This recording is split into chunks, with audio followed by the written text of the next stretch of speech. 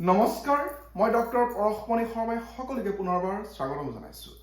July মাহ পালেহি, July মাহৰ 1 তাৰিখ, আৰু এই গোটেই জুলাই মাহটো এজ পাৰ নিউমাৰলজি কেনেকুৱা হ'ব তাকে লৈ এই ভিডিঅ'টো আমি প্ৰস্তুত কৰিছোঁ।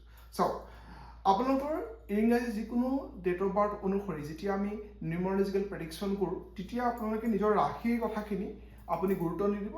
অনলি আপোনাৰ ইংৰাজী date of birth, Asomiya date of birth নহয়, ইংৰাজী ডেট অফ বাৰ্থ, তাৰ ওপৰতে বেছ কৰি আমি কৰিম। যেনে ধৰক, যিকোনো ইংৰাজী মাহৰে 1 তাৰিখ, 10 তাৰিখ, 19 তাৰিখ, 28 তাৰিখে জন্মগ্ৰহণ কৰা ব্যক্তিসকলক আমি কওঁ নাম্বাৰ 1ৰ ব্যক্তি। ডেট মিনছ যিকোনো এটা সংখ্যা, ছাপ'জ 28 মানে হৈছে 2 + 8 = 1, গতিকে এইটো আমি 1 কৰিম। সেনেকৈ 1ৰ পৰা 9ৰ ভিতৰত যিকেইটা নাম্বাৰ্ছ আছে, সেইকেইটা নাম্বাৰত এই জুলাই মাহতনো কেনেকুৱা হ'ব চাব বিচাৰে। চাওক, প্ৰথমতে আমি আৰম্ভ কৰিম নাম্বাৰ 1ৰ পৰা, অৰ্থাৎ যিকোনো ইংৰাজী মাহৰে 1 তাৰিখ, 10 তাৰিখ, 19 তাৰিখ, 28 তাৰিখে জন্মগ্ৰহণ কৰা ব্যক্তিসকলৰ এই মাহটোত তেওঁলোকৰ যিটো আত্মবিশ্বাস আৰু নেতৃত্ব ল'ব পৰা যিটো ক্ষমতা আছে, সেইটো অলপ বৃদ্ধি পাব। গতিকে খুব ভাল কথা। লগতে চাকৰি আৰু ব্যৱসায়ৰ ক্ষেত্ৰত নতুন নতুন তেওঁলোকৰ সম্ভাৱনা এই মাহটোত আহিব। তেওঁলোকৰ যিকোনো উচ্চপদস্থ বিষয়াৰ পৰা তেওঁলোকৰ লাভান্বিত হ'ব। কিন্তু এই সময়খিনিত তেওঁলোকে খং আৰু অহংকাৰটো যদি দমাই ৰাখিব পাৰে, তেতিয়াহ'লে তেওঁলোকৰ কাৰণে ভাল। আৰু যিমান পাৰে তেওঁলোকৰ ধনৰ ক্ষেত্ৰত লেনদেন কৰাৰ ক্ষেত্ৰত অলপ সাৱধান থকাটো তেওঁলোকৰ কাৰণে খুবেই মংগলজনক হ'ব। নাম্বাৰ 1ৰ ব্যক্তিসকলে গোটেই মাহটোত যিমান পাৰে সূৰ্য পালন কৰি থাকিলে তেওঁলোকৰ কাৰণে ভাল। যিকোনো ইংৰাজী মাহৰে 2 তাৰিখ, 11 তাৰিখ, 20 তাৰিখ আৰু 29 তাৰিখে জন্মগ্ৰহণ কৰা ব্যক্তিসকলৰ এই গোটেই মাহটো ক্ৰিয়েটিভ কামত নিয়োজিত হৈ থাকিব পাৰিলে ভাল। যিমান পাৰে ক্ৰিয়েটিভ কামত, লগতে শিক্ষাৰ লগত বা যিকোনো কমিউনিকেশ্যনৰ কামত তেওঁলোকৰ কাৰণে খুব ভাল হ'ব। যিবিলাক শিক্ষক আছে, যিবিলাক কাউন্সিলৰ আছে, মানে পৰামৰ্শদাতা আছে, বা কণ্টেণ্ট ক্ৰিয়েটৰ আছে, বা মাৰ্কেটিঙৰ লগত জড়িত ব্যক্তিসকলৰ কাৰণে খুব এটা ভাল সময়। লগতে তেওঁলোকে যদি এই নাম্বাৰটোৰ ব্যক্তিসকল নতুন কিবা পৰিকল্পনা কৰে, নতুন পৰিকল্পনা কৰিলেও তেওঁলোকৰ কাৰণে ভাল হ'ব। যিকোনো ইংৰাজী মাহৰে 3 তাৰিখ, 12 তাৰিখ, 21 তাৰিখ আৰু 30 তাৰিখে জন্ম লাভ কৰা ব্যক্তিসকলক আমি কওঁ নাম্বাৰ 3 ব্যক্তি। জুলাই মাহত এই নাম্বাৰ 3 ব্যক্তিসকলৰ বিভিন্ন ক্ষেত্ৰত তেওঁলোকৰ লাভ হ'ব। বিশেষকৈ যিবিলাকে মাৰ্কেটিঙৰ লগত জড়িত আছে তেওঁলোকৰ ক্ষেত্ৰত বহুত বেছি ভাল।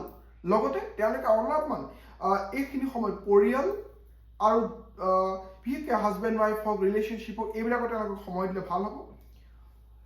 পাৰ্টনাৰশ্বিপ যদি বিজনেছ কৰিছে, পাৰ্টনাৰশ্বিপ বিজনেছ তেওঁলোকৰ কাৰণে খুব এটা লাভজনক হ'ব এইখিনি সময়। লগতে তেওঁলোকে অলপ স্বাস্থ্যৰ প্ৰতি যত্ন লোৱাটো ভাল হ'ব। বিশেষকৈ টোপনি আৰু মানসিক শান্তিৰ ওপৰত তেওঁলোকে অলপ গুৰুত্ব দিলে তেওঁলোকৰ কাৰণে ভাল। নাম্বাৰ 2 ব্যক্তিসকলে যিমান পাৰে এই গোটেই মাহটোত যদি শিৱ মন্দিৰ দৰ্শন কৰিব পাৰে তেওঁলোকৰ কাৰণে ভাল হ'ব। নাম্বাৰ 3 ব্যক্তিসকলে এই গোটেই মাহটোত যিমান পাৰে বিষ্ণু মন্দিৰ দৰ্শন কৰা, বিষ্ণু পূজা কৰা, বা ওম নমো ভগৱতে বাসুদেৱায় মন্ত্ৰ জপ কৰা তেওঁলোকৰ কাৰণে ভাল। যিকোনো ইংৰাজী মাহৰে 4 তাৰিখ, 13 তাৰিখ, 22 তাৰিখ আৰু 31 তাৰিখে জন্ম লাভ কৰা ব্যক্তিসকলক আমি কওঁ নাম্বাৰ 4ৰ ব্যক্তি। নাম্বাৰ 4ৰ এইখিনি সময়ত কিছুমান অপ্ৰত্যাশিতভাৱে পৰিৱৰ্তন আহিব। কোনো আতংকিত হোৱাৰ দৰকাৰ নাই। অলপমান চেলেঞ্জেছ আহিলেও যিমান পাৰে ধৈৰ্য আৰু নিজৰ পৰিকল্পনাৰ দ্বাৰা তেওঁলোকে সফলতা লাভ কৰিব পাৰিব।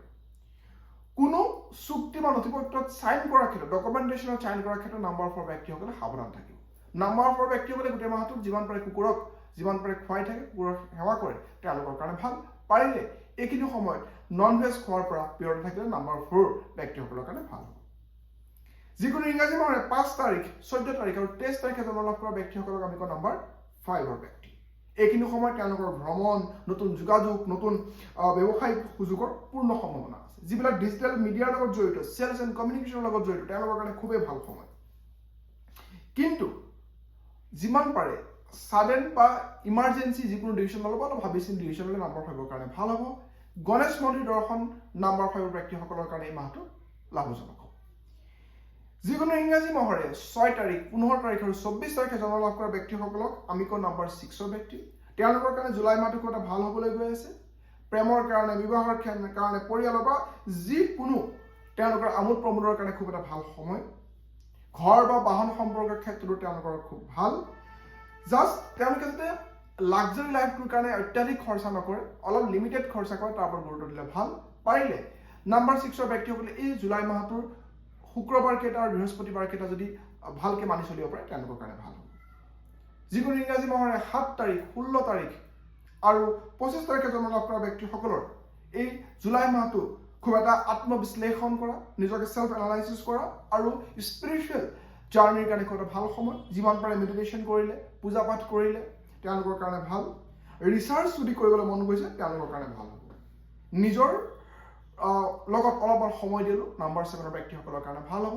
নাম্বাৰ 7 ব্যক্তিসকলেও কুকুৰক যিমান পাৰে খুৱাই থাকিলে বা গণেশ মন্দিৰ দৰ্শন কৰিলে এই মাহটো ভাল হ'ব। যিকোনো ইংৰাজী মাহৰে 8 তাৰিখ, 17 তাৰিখ আৰু 26 তাৰিখে জন্ম লাভ কৰা ব্যক্তিসকলৰ এই গোটেই মাহটো কৰ্মফলৰ মাহ। আগতে কৰি অহা পৰিশ্ৰমৰ ফল এই মাহটোত তেওঁ ভোগ কৰিব পাৰিব।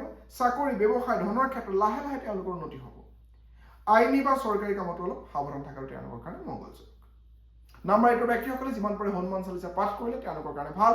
শনিবাৰে আহান গছৰ তলত যদি চাকি বন্তি লগাব পাৰে তেওঁলোকৰ কাৰণে ভাল হ'ব।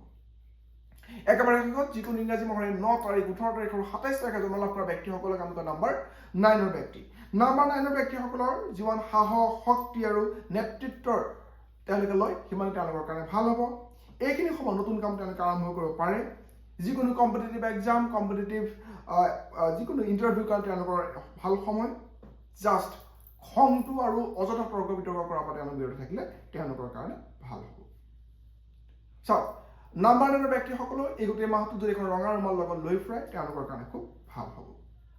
এই গোটেই মাহটোত, এই গোটেই জুলাই মাহটোত যিকোনো ব্যক্তিয়ে যদি ভাল ফল লাভ কৰিব বিচাৰিছে তেনেহ'লে তেওঁলোকে যিকোনো শিৱ মন্দিৰত 9 বিধ ফল, ড্ৰাই ফ্ৰুটছো হ'ব পাৰে বা নৰ্মেল ফ্ৰুটছৰ লগত ড্ৰাই ফ্ৰুটছ মিলাই 9 বিধ ফল বা ফ্ৰুটছ মানে ড্ৰাই ফ্ৰুটছ বা নৰ্মেল ফ্ৰুটছ যদি তেওঁলোকে শিৱলিংগত দিব পাৰে, শিৱ মন্দিৰত গৈ পেলাই তেওঁলোকৰ কাৰণে ভাল হ'ব। যিকোনো সোমবাৰে তেওঁলোকে যদি দিয়ে তেওঁলোকৰ কাৰণে ভাল, সকলোৰে কাৰণে। আৰু আপোনালোকে যদি বিচাৰিছে যে এই যিটো প্ৰেডিকশ্যন আপোনালোকে পাইছে, এটা অভাৰভিউ এটা পাইছে আৰু যদি ডিটেইলছত বিচাৰিছে আপুনি আমাৰ লগত যোগাযোগ কৰিব পাৰে। আমাৰ কণ্টেক্ট নম্বৰ তলত দি থকা হৈছে। গোটেই মাহটোৰ লগতে গোটেই ভৱিষ্যতে আহিব লগা যিকোনো ঘটনাৰ বা যিকোনো এটা এনালাইচিছ যদি আপোনাৰ যিটো আন্ধাৰ পথ কিবা যদি অলপমান সহায়ৰ হাত বা আন্ধাৰ পথত এটা টৰ্চ লাইটৰ নিচিনা পোহৰ বিচাৰে তেতিয়াহ'লে আমাৰ লগত যোগাযোগ কৰিব। নিশ্চয় আপোনালোকক সেই ধৰণৰ সহায় আমি কৰিম। ধন্যবাদ।